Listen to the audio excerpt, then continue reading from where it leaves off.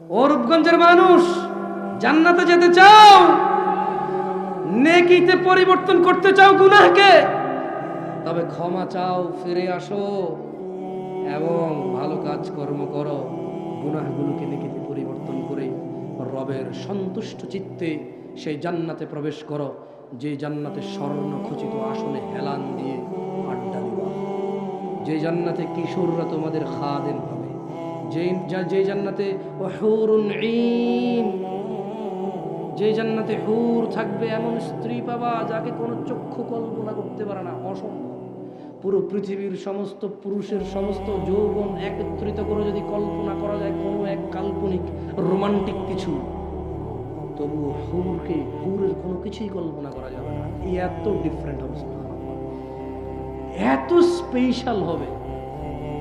সেই জান্নাতে যদি যেতে চাও, জাস্ট গুনাহ থেকে ফিরে আসো, মাপ চাও। আকুলু কওলি হাযা আস্তাগফিরুল্লাহ লি ওয়া লিসাইরিল মুমিনিন ফাস্তাগফিরুহু ইন্নাহু হুয়াল গফুরুর রহিম। আমি আল্লাহর কাছে মাপ চাই আপনাদের জন্য এবং আমার জন্য। আল্লাহ তাআলা আমাদের সবাইকে মাফ করে দিন এবং আপনারাও নিজেদের জন্য মাপ চাইয়েন। এই কথা বলে আমি আমার আজকের অধিবেশন শেষ করলাম।